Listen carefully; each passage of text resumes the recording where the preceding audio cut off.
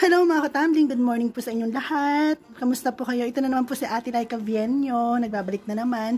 And kung mapapansin nyo po mga katambling, ayan, yung bahay ko, disorganized na naman, kalat-kalat na naman yung mga gamit ko. Kasi ngayong araw po na to, maglilinis po tayo ng bahay. Kasi ilang days na rin akong hindi nakakapaglinis ng bahay. Kasi alam nyo naman laging umuulan, diba? So, tinatamad ako kasi nga mas masarap matulog. So, hindi ako nakakapaglinis talaga ng bahay.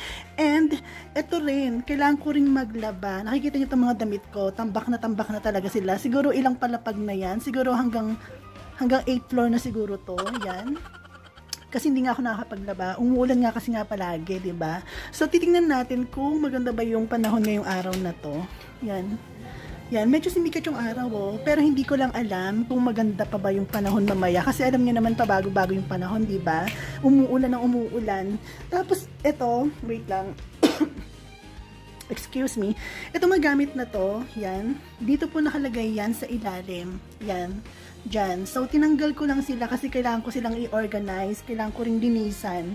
O, diba? Tapos, ayan, yung mga sabon. Yung, anong tawag dito? Albatros. Hindi naman siya albatros. Ano siya? Air freshener. Yan. Tapos, yung aking powder. Yung mga Zonrox. Yung mga sabon ko din. Safeguard. Tapos, yung mga shampoo, conditioner.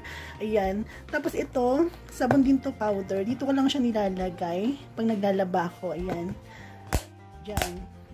So, kailangan ko rin siyang, tinanggal ko lang siya sa lalagyanan niya kasi kailangan kong linisan, i-organize kasi nga kalat-kalat pa rin kahit na nakatabi na sila. Tapos, dito naman sa aking kusina, diba, kusina, akala mo naman talaga ang laki-laki ng bahay, sobrang liit lang naman ng bahay ko. So, ito, kung nakikita niyo, meron ako ditong, tubig. Kasi naubusan po ako ng tubig. Ito po yung aking lalagyanan. Hindi ko po ito ipinagpapalit yung lalagyanan na to kasi yung quality na ito maganda. As in talagang super ganda ng quality. Kaya kapag meron akong tubig, ayan, nililipat ko lang siya dito kasi ayokong mapalitan tong lalagyanan niya. Tapos dito, yan, yung nakikita nyo, ito yung aking lababo. Meron pa ako dito mga hugasan na hindi ko pa nahuhugasan. Ito, katulad niyan. Kasi kumain ako kanina madaling araw ng pansit canton at saka ng rice. So, ayan siya. Nakatambak siya ngayon. Kailangan ko siyang hugasan. Ito naman yung aking lutuan. Super thankful talaga ako dito sa lutuan na to. Kasi ilang years ko na itong ginagamit. Ito na talaga yung, kumbaga, parang gamit ko na to everyday. Kasi nga lagi po ako nagluluto ng mga noodles, ng mga instant noodles, yung mga pansit canton, mga ganon. So, ayan yung aking bahay. So, kailangan ko siyang, linisan. Lalo na yung part na to kasi medyo disorganized na naman siya. Masakit na naman sa mata, diba? Actually, organized naman siya eh. Pasensya na, sorry. Actually, organized naman siya. Kaso nga lang, kailangan ko pa rin siyang linisan kasi nga, parang gulo-gulo sila. Parang hindi sila magkasundo-sundo, diba? Yan. Tapos yung aking yung mga cups. Yan. Kikita nyo yung mga cups ko. Kalalaba ko lang yan before. Basta, kalalaba ko lang yan. Halos. Tapos, ayan, madumi na naman sila. Katulad nito, this one. Halatang halata kasi yung mga dumi na ito kapag lalo na itong kulay itim na to. Fuck what people think. O, diba? I mean, ito katulad nito. Ganito yung dumi niya, oh. Ito, nakikita nyo yung dumi niya. Para siyang meron puti-puti. Yan. Kasi sa moist po yan. Parang akala mo hindi siya nilalaban. Parang akala mo hindi siya malinis. Pero malinis to. Kaso nga na nagkakaroon siya ng mga puti-puti. Dahil po sa moist. Tapos ito yung kwarto ko. Isa rin to sa mga lilinisan ko. Kailangan ko na rin talaga maglinis. Kasi hindi natin alam baka meron ng mga organismong nakatira dito, diba? So ito yung carpet ko.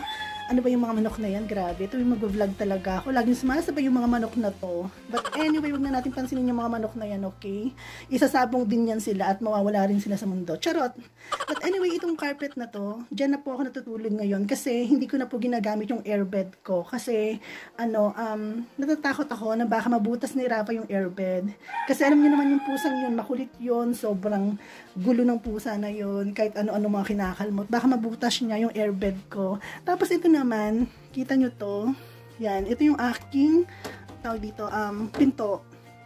Dito po yan, nakalagay. Yan, dito po, ito.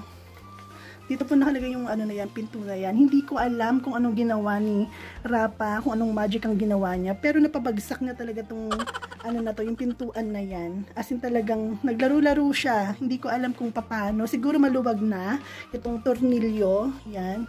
Siguro malumag na, tapos pag talon-talon niya, yan, bumagsak. Tapos, ito rin, kailangan ko rin linisan tong mga itong mga gamit ko. Ito pala yung airbed ko. Grabe naman yung burara ko dito, di ba? Hindi ko man lang siya natupi. Nilagay ko lang sa taas. Tapos ito yung mga gamit ko yan. Kailangan ko na rin itong linisan kasi hindi siya organized. Kung mapapansin nyo, kalat-kalat na rin sila. Tapos itong TV na to, kailangan ko na talaga itong i-dispose or itapon. Kaso nga lang, noon, meron akong friend na hiningi to. Actually, meron din akong pinsan na hinihingi itong TV na to. Kaso nauna nga lang yung friend ko. So, binigay ko naman to sa friend ko. Sabi niya kukunin niya daw, pero hindi niya na kinukuha. As in talagang, ito, na-stuck na lang dito. Tumagal na lang siya dito nang hindi niya pa rin kinukuha. Itong TV na to, gumagana naman siya. Kaso nga lang ang problema, nag-alisan yung mga tao. Umalis yung mga tao. Meron siya, pag sinindihan mo, meron siyang sounds. Maririnig mo, meron siyang sounds. Kaso nga lang, black lang siya. Walang tao. As in talagang wala kang makikita. Ganon din yung problema nito before. Kaso nga lang dati, naayos ko siya. Kasi nga nanood ako sa YouTube kung paano aayusin yung TV. Pag ganon yung problema. So, naayos ko siya kasi meron pa akong remote control dati. Kasi meron lang dun pipindutin na mga code or something. Tapos maayos mo siya. Yun, ayos ko naman. Tapos ayan, nung nasira ulit siya, hindi ko na naayos kasi nawawala nga yung remote control. So, kung sino man yung hihingi nito, paayos nyo na lang yung TV na to. Kasi gumagana pa naman to. Ano siya, Hisense. Siguro mga nasa 32 inches siguro to. Ayun, 32 inches nga, ayan. Tapos, ito yung aking cabinet. Kailangan ko na rin labahan to, itong mga to. Yan. Kasi sobra naman. Diba? Sobra-sobra na to. Hindi na maayos talaga. Itong mga to sa loob, kailangan ko itong i-organize. Kasi medyo gulo-gulo na naman sila. Hindi sila magkasundo. Diba? Patitingnan nyo naman. Hindi ko alam kung ano ba to, kung alikabok ba to or what, or amag, or something na mga organismo. Ano siya? Parang siyang, hindi ko alam kung alikabok ba siya or what eh. Parang siyang, nakikita yung mga puti-puti na yan. Yan. Sana nakikita nyo, ayan o. Kailangan ko siyang punasan, linisan ulit siya. Kasi hindi siya maganda sa cabinet. Yun. Katulad rin po dito, ito po. Yan, nakikita nyo po yung parang white-white na yan. Yan po. Kailangan ko po siyang linisin, alisin yung mga white-white na yan. So, all in all, itong buong kwarto ko, kailangan ko talaga siyang ayusin. Kasi, hindi na talaga siya maganda. As in talagang hindi na ako satisfied na matulog. Kasi parang feeling ko maraming organismo nakatira dito. Tapos itong electric fan ko, yan, kailangan ko na rin itong linisan. Kasi marami na rin siyang alikabok. Parang kanta ni ang tawag dito? Ni Miley Cyrus. Yung, I can buy myself flowers, write my name on the sand. O, diba? Kumanta pa si Diyos ko, Ate Laika, kumanta ka pa. Bakit naman? So, ayun, kailangan ko siyang linisan, kailangan kong magwalis-walis, magpunas-punas, i-organize yung mga gamit ko, kasi nakakahiya po kung may darating po akong bisita or kaibigan. Baka sabihin nila, Diyos ko, kababae kong tao, tapos hindi ako marunong maglinis ng bahay, diba? So, ayun lang, and maraming salamat po sa panonood. See you in the next video, mga katambling. Bye!